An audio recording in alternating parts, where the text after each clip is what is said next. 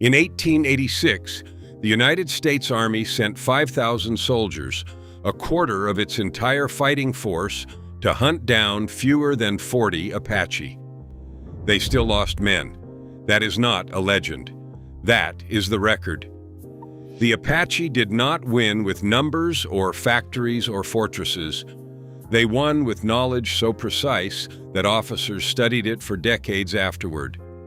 Number 14 on this list let a single warrior vanish in open ground while cavalry rode past a stone's throw away. And number 3 turned the Army's own greatest advantage into a death trap. These were not primitive tools. They were the product of centuries of learning the land better than anyone alive, and most of them are gone now, never taught, never written down. Before we start, hit that subscribe button. Let us count down 25 forgotten Apache weapons that outsmarted the U.S. Army. Number 25, the sinew-backed bow. Long after rifles reached the Southwest, the Apache still carried a short bow, and there was a reason no soldier laughed at it. Crafted from mulberry or a length of seasoned oak, it was flat, curved, and no longer than a man's arm, so a rider could draw it low on a running horse without snagging the mesquite. The genius was in the back. Wet deer sinew was chewed soft, laid along the wood in overlapping strips, and left to dry rock hard, storing energy the bare wood never could. The result launched an arrow that could pass clean through a man at close range and made no sound to give away the shooter. A cavalry carbine announced itself for a mile. The bow killed a sentry and left the night silent. That silence was the whole point, and it terrified men who could not tell where death was coming from. Number 24, the three-piece arrow. An Apache arrow was not one stick but 3, and that design is why so few survive whole. The shaft was cane or reed, light and straight. Into its tip fitted a hardwood foreshaft, and onto that a point of stone or later hammered iron. When the arrow struck flesh and a wounded man tried to pull it, the cane shaft slid free while the barbed foreshaft and point stayed buried deep. Army surgeons in Arizona wrote of this with dread. They could not extract the head without cutting, and cutting in the field with no antiseptic often killed the patient the arrow had only wounded. A single hit could take a soldier out of the war for months or forever. The Apache understood that a wounded enemy cost the Army more than a dead one, because a wounded man had to be carried, fed, and guarded. Number 23, the war club. When the fighting closed to arm's length in a ravine, in the dark, inside a raided camp, the Apache reached for a club that looked almost crude until it landed. A smooth river stone the size of a fist was seated in a pocket of wet rawhide, then lashed to a short, flexible handle and left to shrink tight as it dried. The rawhide gripped the stone like a second skin.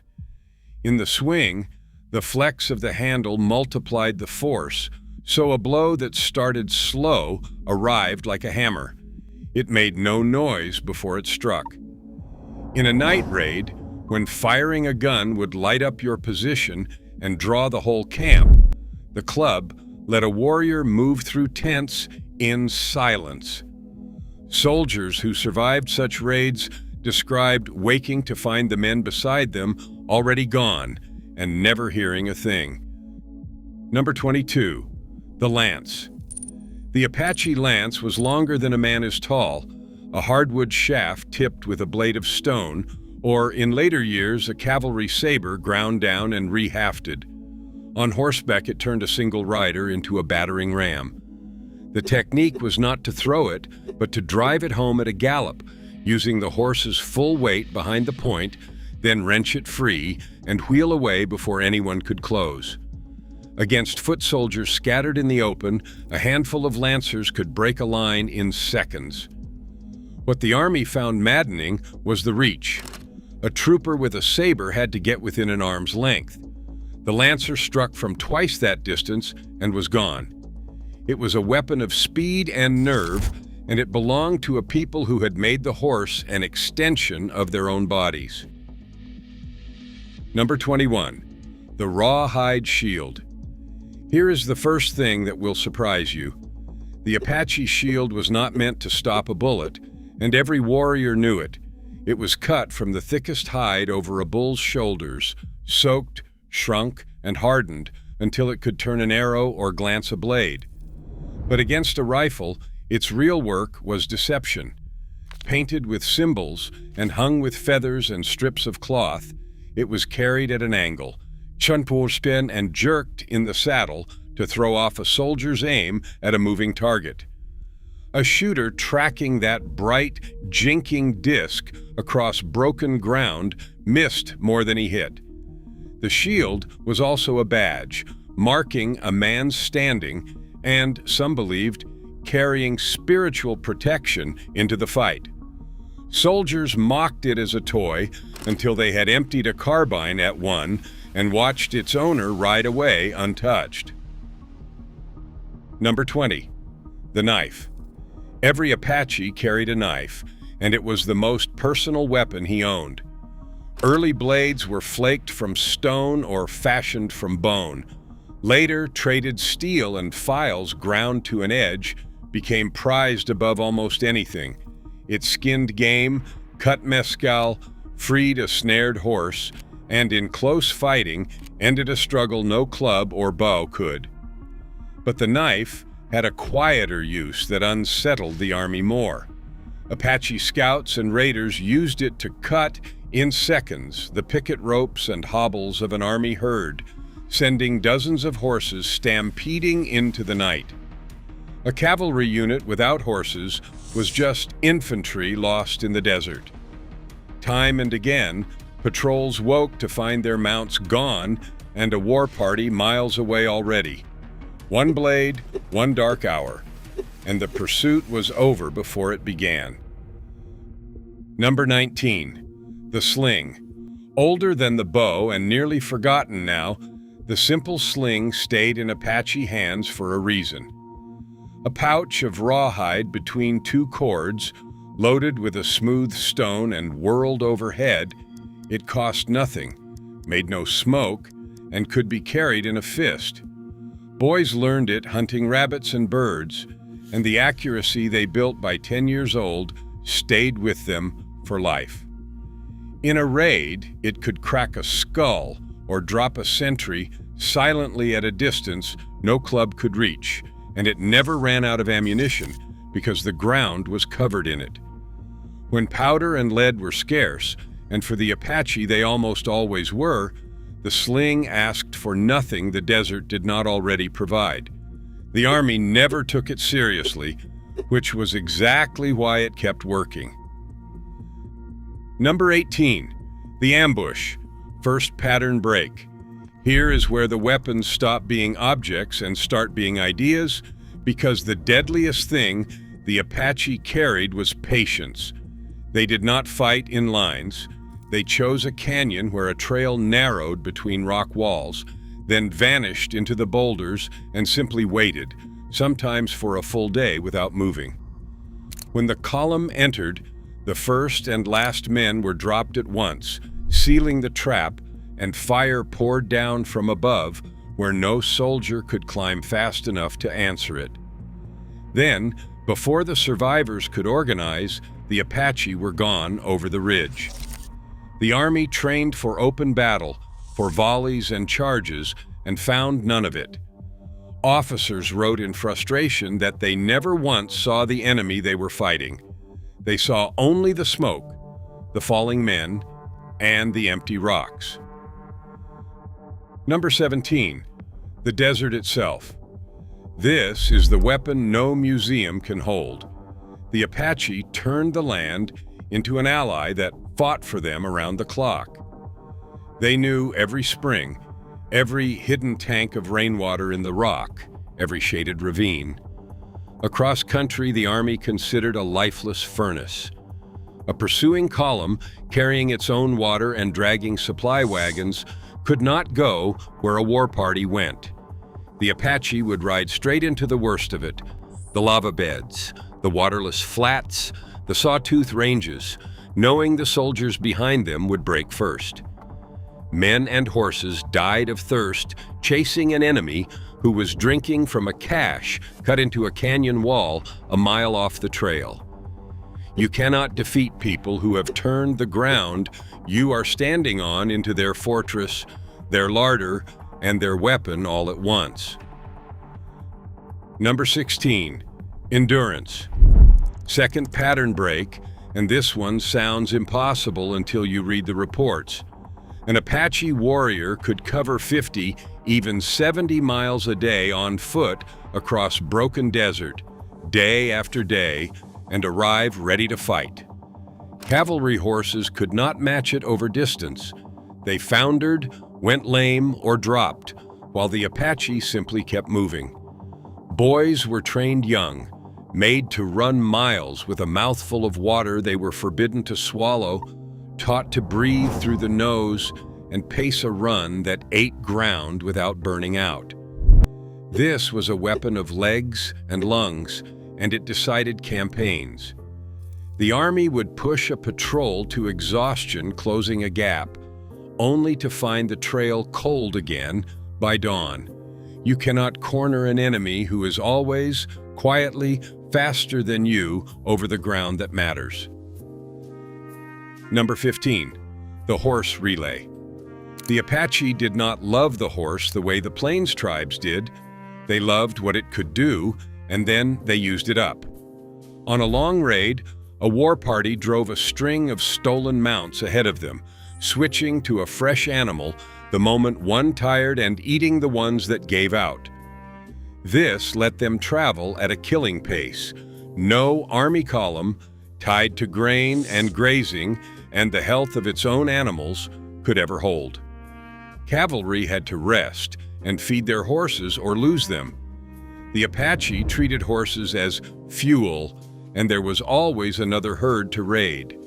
A pursuit that started strong ran into the same wall every time. The enemy simply had more horsepower, refreshed hourly, and no sentiment to slow him down. Speed was the weapon, and the relay kept it loaded. Number 14, camouflage. This is the one that let a man disappear in the open. An Apache preparing to raid or hide would strip to a breechcloth, coat his skin in dust the color of the ground, and bind desert grass, yucca, or brush around his head and shoulders until his outline dissolved into the hillside. He learned to freeze completely, to become a shrub, a shadow, a lump of rock, and to move only when eyes were elsewhere. Soldiers reported riding within paces of a hidden warrior and seeing nothing but chaparral, then losing a man to a shot from ground they had already searched. Children were trained in it as a game, made to hide in plain sight while elders walked past. By adulthood, it was instinct.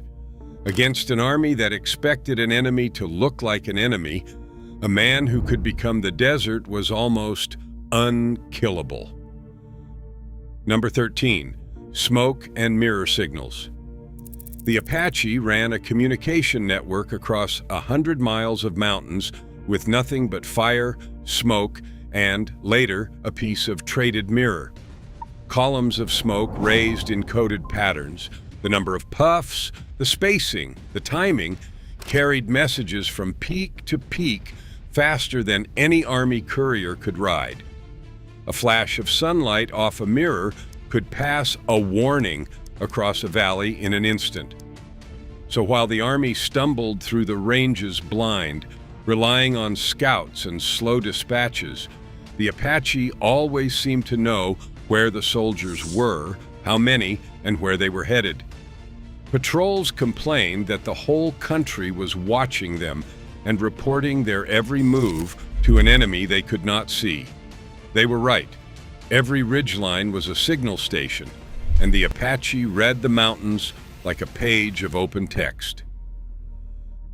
Number 12, The mescal cache. An army marches on its stomach, and the army in Apache country was always hungry, always waiting on wagons. The Apache carried their own solution baked into the ground. The heart of the agave, roasted for days in stone-lined pits, became mescal, a dense, sweet, portable food that kept for weeks and could sustain a war party on the move with no fire and no cooking to give them away. They knew where these pits were across the whole range and where wild plants grew to make more. This freedom from a supply line was itself a weapon. The soldiers could be starved by simply outlasting their provisions. The Apache could not. A people who can feed themselves from the desert while their enemy waits on distant wagons will always be able to keep fighting after the enemy has to go home. Number 11, the feigned retreat. Third pattern break, and this one broke more soldiers than any bullet. A small band of Apache would show themselves, fire a few shots, and flee in apparent panic, drawing a hungry pursuit after them. The chase always led somewhere chosen in advance: a narrow canyon, a boulder field, a dry wash with high banks where the rest of the war party lay hidden. The moment the soldiers were committed and strung out, the trap closed from both sides. What looked like a rout was the bait. Officers who could not resist an easy victory led their men straight into the guns. It worked because it used the Army's own aggression against it, and it kept working because pride made the same mistake over and over. The Apache understood that a confident enemy in a hurry is an enemy who has stopped watching the rocks. Number 10, splitting the band. The single hardest thing about fighting the Apache was that there was so often no single enemy to fight. Under pressure, a war party would shatter into pairs and lone riders, each scattering in a different direction across a ground that took no tracks, agreeing to meet at a landmark days away and a range or two beyond. A cavalry commander with one trail to follow suddenly had 20, all fading into rock and sand. Chase one, and you lost the rest. Divide your own force to chase all of them, and you handed the Apache small, isolated targets to pick off. There was no army to corner, no camp to storm, no line to break. There was smoke that came apart in the wind. This alone stretched the Apache campaigns across decades, because you cannot destroy an enemy you can never gather in one place. Number 9, the night raid. The Apache owned the dark, and they used it against men who feared it. Moving on foot, faces and bodies dulled with dust, weapons chosen for silence, a raiding party could enter a camp or a ranch, cut the horses loose, take what they needed, and be gone before the alarm was fully raised. They knew the moon, timing raids for the hours that gave just enough light to move and too little for a sentry to aim. Soldiers posted on guard strained at every shadow and still saw nothing until it was over. The psychological toll was immense. Men in Apache country slept badly for months, jumping at wind and coyotes, worn down by an enemy who might be there any night and never was until he chose to be. Exhaustion and fear did work no weapon could, and the night delivered both. Number 8, water denial and endurance of thirst. The Apache could go without water in a way that broke the men chasing them. Trained from childhood to ration a single mouthful, to breathe through the nose, to travel by night and rest in shade by day, a warrior could cross waterless country that killed soldiers and cavalry horses within a day, and he knew that his pursuers could not. Time and again, the Apache chose the driest, hardest line on purpose, drawing the column into ground where the real enemy became the sun. A patrol that ran out of water was a patrol that had to turn back or die, and turning back ended the pursuit as surely as any ambush. The Apache did not need to beat the army in the desert. They only needed to still be moving when the army could not, and thirst did the rest. Number 7. The mountain stronghold. High in the ranges, the Apache held natural fortresses no army could take without terrible cost. The most famous sat in the granite of the Dragoon Mountains, a maze of boulders and hidden approaches with water, grass for horses, and clear sight lines over every trail in.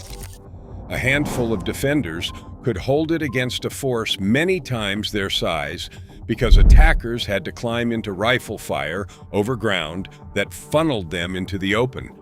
From these heights, the Apache watched the country for days in every direction, rested, and struck when they chose.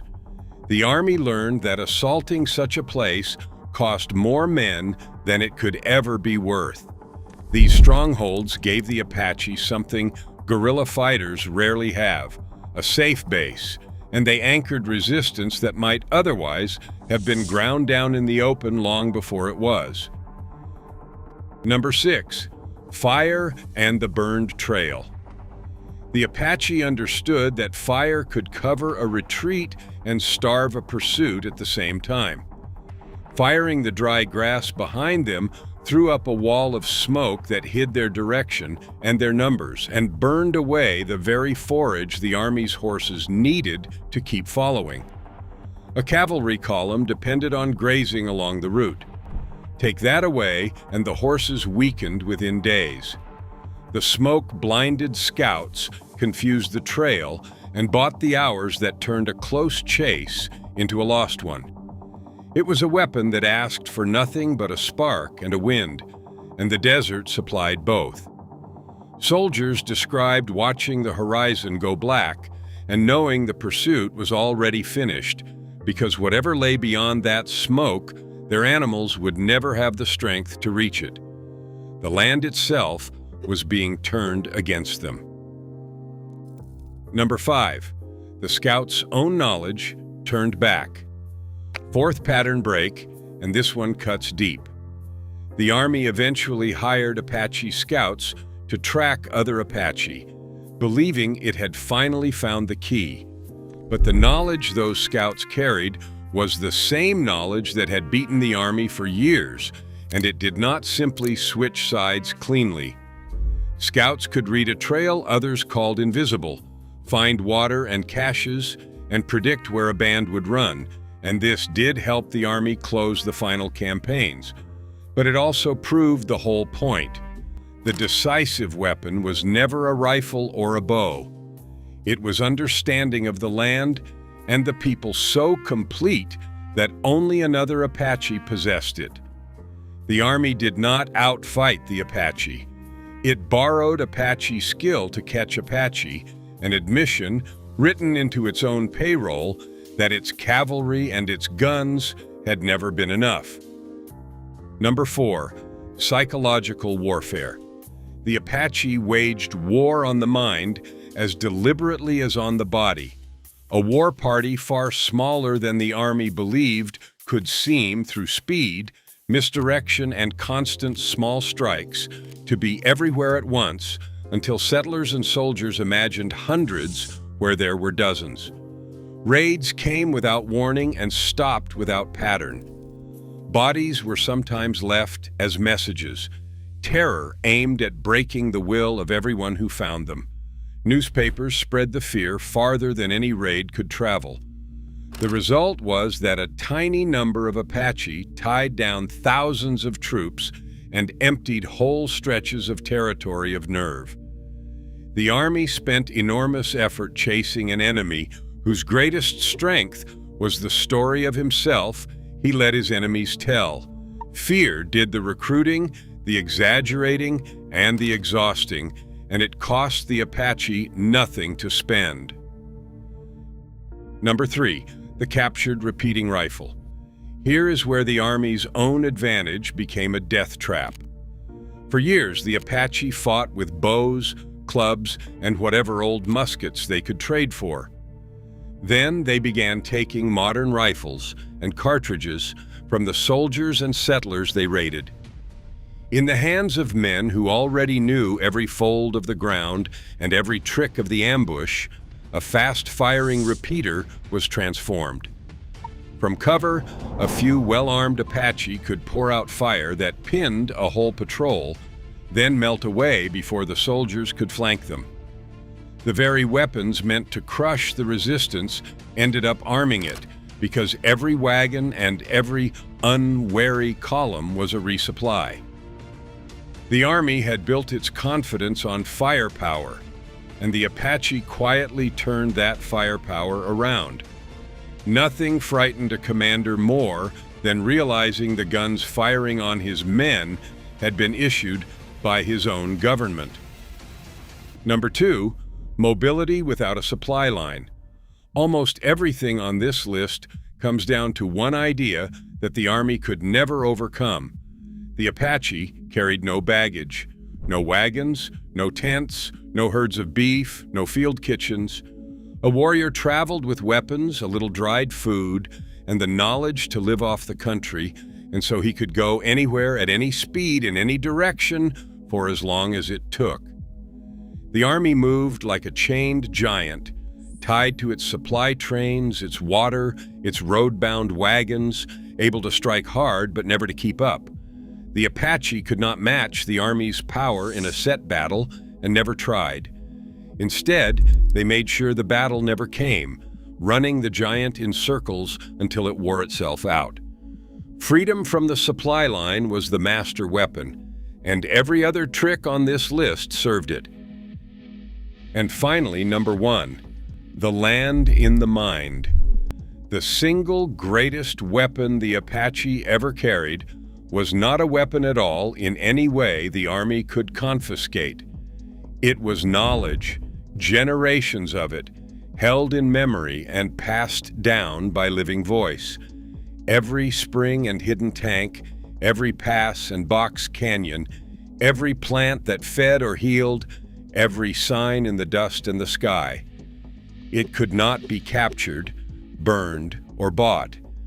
It let a few dozen people turn the whole Southwest into a weapon against the most powerful army on the continent and hold out for decades. When the campaigns finally ended, it ended not because the Army mastered this knowledge, but because it removed the people who held it, sending them far from the country that was the source of their strength. And that is the quiet tragedy underneath every entry on this list. These were not just tools of war. They were an entire way of understanding a place, so complete that outsiders could only marvel at it, and so bound to the land that when the people were taken away, most of it was simply lost. That is the part nobody teaches. The Apache were not beaten because their weapons were primitive or their tactics failed. They were beaten by numbers, by railroads, by the sheer weight of a nation that could always send more. Right up to the end, their knowledge of the land was never matched, only outnumbered. Which of these surprised you the most? Tell me in the comments, and if you learned something today, subscribe, because these are the stories that almost disappeared.